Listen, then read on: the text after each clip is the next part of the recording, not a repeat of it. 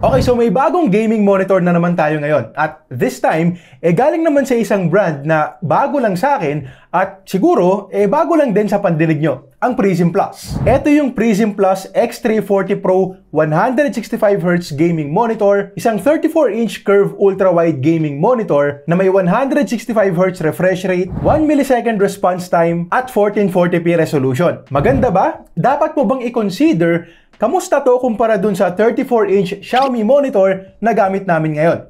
Pag-usapan natin after mo mag-subscribe. Goal namin ang maka 500k next year at syempre, babawi ulit kami sa inyo pag nangyari yan. Kaya kung sakaling makatulong at magustuhan mo itong video, baka pwedeng i-click mo na yung subscribe button dyan at follow mo na rin kami sa Facebook para sa mas marami pang tech updates.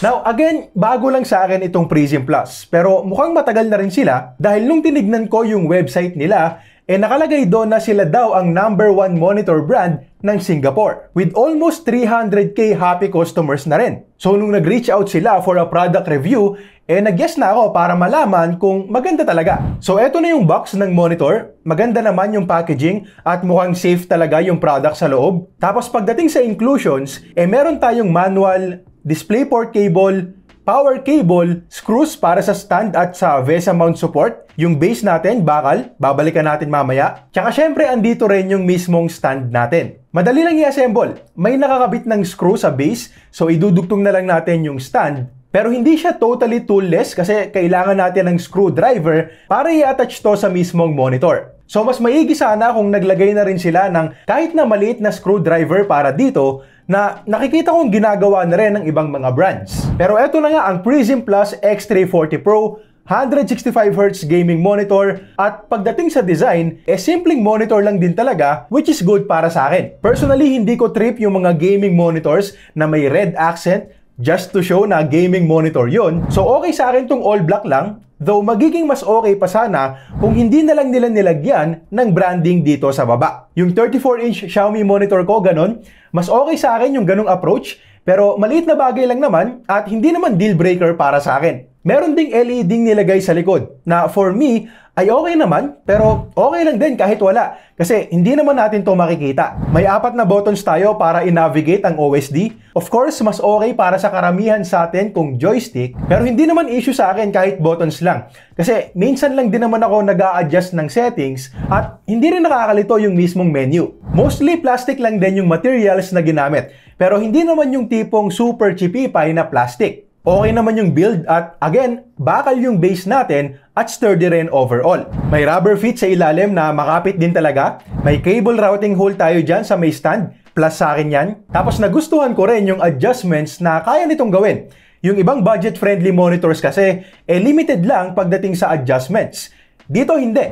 Meron tayong height adjustment, may tilt, may swivel. So yung rotation na lang talaga ang wala, na syempre understandable naman since sobrang lapad nitong ultra-wide monitor natin. Now, pag-usapan naman natin yung mismong display at unahin natin yung size, resolution, at aspect ratio. Again, 34 inches, 1440p at 21:9 yung aspect ratio. So, ano bang maganda sa ganitong klase ng display? Well, unang-una sa akin dyan yung dami ng windows na pwede mong ilatag dito. I mean, dahil sa lapad, ang ganda niyang gamitin for productivity and multitasking. Like for example, sa video editing. Actually, yung editor natin ang gumagamit ng 34-inch Xiaomi monitor ko. At syempre, mas gusto niya yung ultra-wide para maging mas malawak yung timeline ng video. Also, sa panahon ngayon, marami na rin sa mga movies na pinapanood natin ang naka 21:9 at kapag ganon, syempre full screen talaga natin niyang mapapanood. Yun nga lang syempre sa mga contents na naka 16:9, magkakaroon tayo ng dalawang malaking black bars sa gilid. Usually, yung mga YouTube videos tulad nito ay naka 16:9 aspect ratio pa rin. Yung side bezels natin, medyo makapal pa ng konti, pero very acceptable naman para sa presyo. At pagdating naman sa gaming, karamihan ay supported na ang ultra-wide. At para sa akin, mas maganda talaga pag ganitong kalapad, lalo na pag curve kasi nagiging mas immersive at parang nakapalibot talaga sa'yo yung buong screen. Sinubukan kong mag-Valorant dito at goods talaga yung experience dahil nga sa mataas na refresh rate. Again, hanggang 165Hz kasi yung monitor at pinaka magbe-benefit dito yung mga naglalaro ng FPS games. Na syempre depende pa rin sa PC mo kung kayang mag-push ng 165 FPS. May adaptive sync din, iwas screen tearing of course, tapos 1 millisecond MPRT naman yung response time. Yun nga lang, para ma-achieve yan, kailangan nating i-turn on yung MPRT feature sa OSD. Na honestly, hindi ko nire-recommend dahil malaki-laki yung mababawa sa brightness at hindi rin pwedeng i-enable yung adaptive sync kapag naka-turn on yan.